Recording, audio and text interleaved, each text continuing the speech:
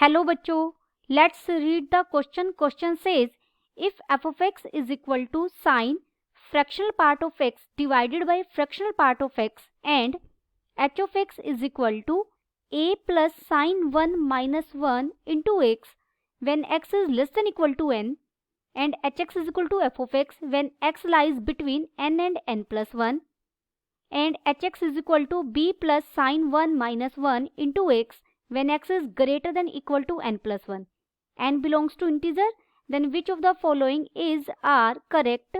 Option A is f of x is less than m, then greatest value of m is less than 1.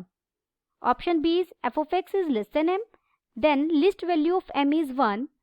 Option C is hx is decreasing only for a is equal to b is equal to n plus 1 minus n sin 1. Option D is hx is decreasing for b is less than n plus 1 minus n sin 1 less than a. First we see the key concept. देखिए fractional part of function हम देखेंगे. Fractional part function क्या है हमारा? इसे हम इस curl bracket से डिनोट करते हैं और ये क्या वैल्यू लेता है? जो फ्रैक्शनल वैल्यू हो. अगर x एक इंटीजर है, अगर x इंटीजर हुआ तो फ्रैक्शनल पार्ट की वैल्यू क्या आ जाएगी? 0. अगर x इंटीजर नहीं है तो ये वैल्यू क्या लेगा? आप x में से इसके ग्रेटेस्ट इंटीजर की वैल्यू सब्ट्रैक्ट कर देंगे. जैसे एग्जाम्पल के लिए अगर मैं 3.4 नंबर ले रही हूँ और मुझे इसका फ्रैक्शनल पार्ट लेना है तो इसका फ्रैक्शनल पार्ट ये डेसिमल के बाद वाला पार्ट होगा. इसे मैं एक्सप्रेस करूंगी. जैसे 3 प्लस 0.4 है तो इसमें फ्रैक्शनल पार्ट क्या है? 0.4 है ना इसका फ्रैक्शनल पार्ट, तो ये सिर्फ 0.4 बन जाएगा. गिवन हमें f of x क्या फंक्शन दिया गया है? f of x गिवन है sine fractional part of x divided by fractional part of x. We know that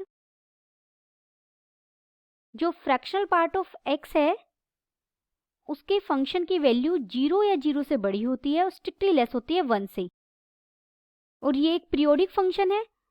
therefore जो हमारा f of x बनेगा, sin x भी पीरियोडिक फंक्शन है, is a periodic function. sin x एक f of x एक periodic function होगा. तो हम इसे 0 to 1 इंटरवल में अगर चेक कर लें, ये वैसा बिहेव थ्रू आउट आगे हर इंटरवल पर देगा with period 1. So it is sufficient consider f of x in open interval 0,1. हम 0,1 पे चेक कर ले वैसा ही फंक्शन रहेगा क्योंकि यहाँ हमें n एक इंटीजर दिया गया है और जो hx है वो यहाँ इंटीजर और ये उससे जस्ट उसका कंजुगेटिव इंटीजर होगा उससे नेक्स्ट वाला. क्योंकि देखिए अगर आप n को 2 लेंगे तो ये 3 बन जाएगा, n को अगर मैं 0 लूँगी तो ये 1 बन जाएगा, अगर 1 लूँगी तो 2 बन जाएगा.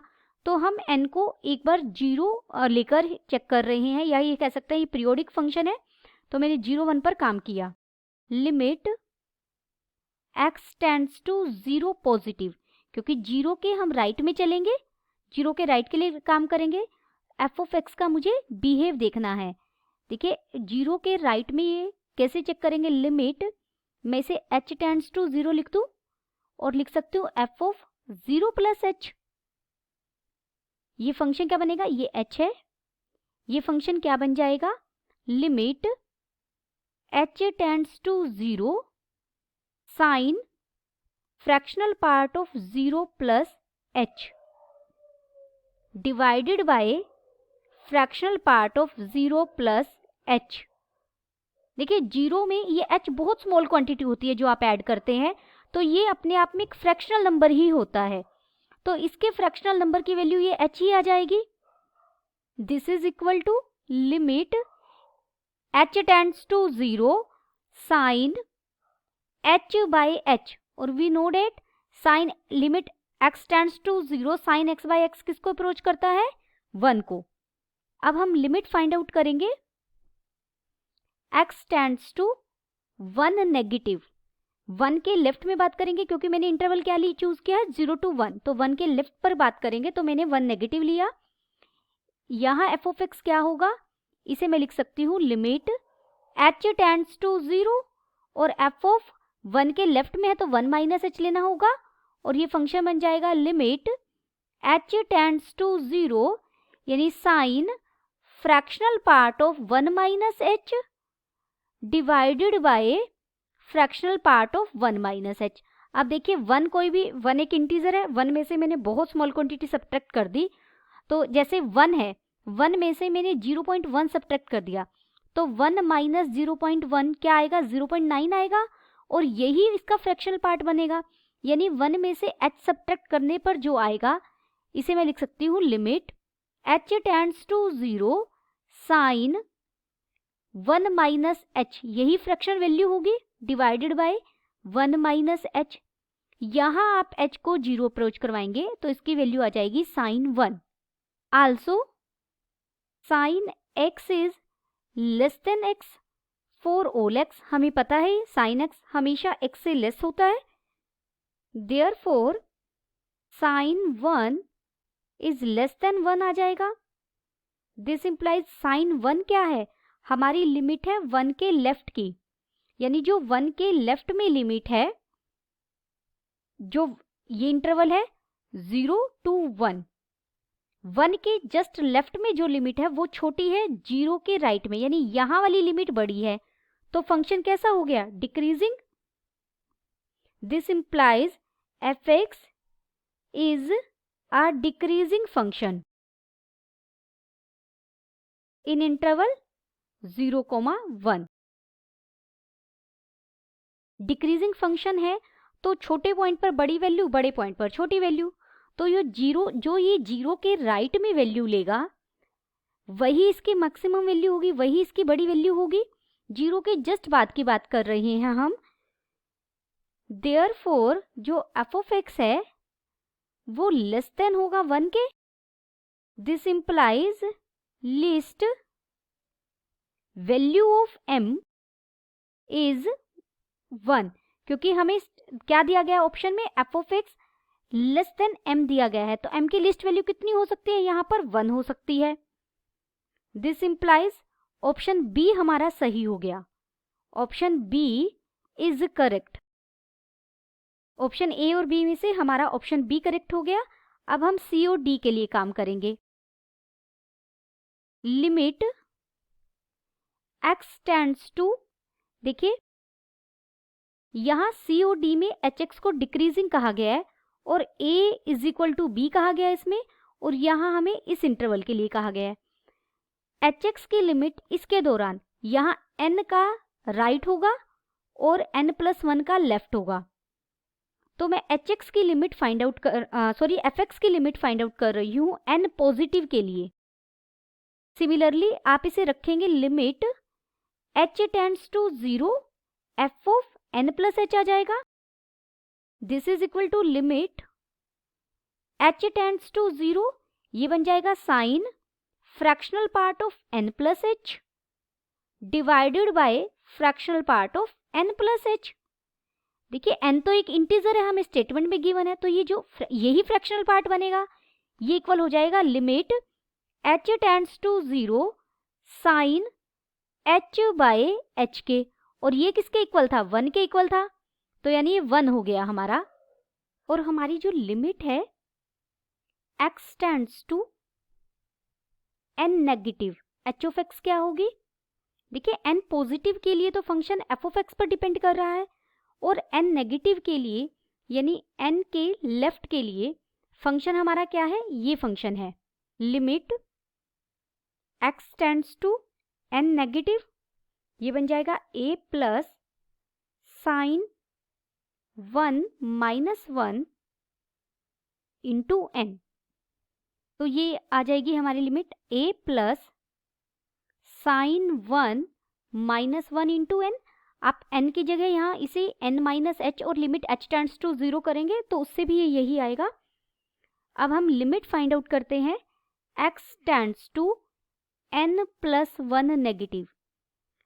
hx की लिमिट f ऑफ x होगी उस टाइम, उस दौरान आप सेम करेंगे n प्लस 1 माइनस एच करके करेंगे तो ये बन जाएगा सिमिलर वे से साइन 1 आ जाएगी, sine 1 by 1 which is equal to sine 1।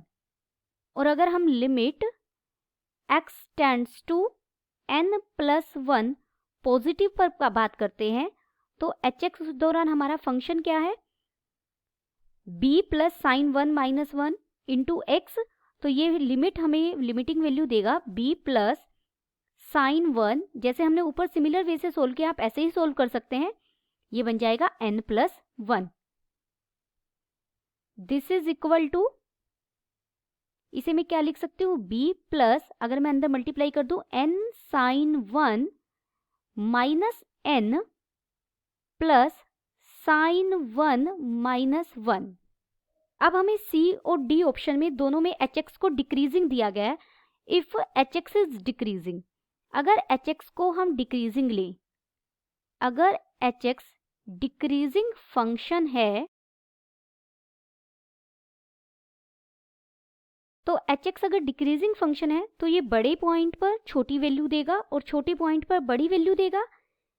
या अगर मैं लिमिटिंग वैल्यू की बात करूं तो जो लिमिट है x tends to n negative, वो hx की ग्रेटर होगी। Limit x tends to n positive, therefore यहाँ n नेगेटिव हमारा कितना है, a plus n sine 1 minus n is greater than, और ये हमारा hx ये f ऑफ x ही है, ये 1 हो जाएगा, यानी a ग्रेटर होगा, ये बन जाएगा n plus 1 minus n sine 1। और अगर hx डिक्रीजिंग ही फंक्शन है तो लिमिट, एक तो हमारा ये निकल गया, and limit x tends to n plus 1 negative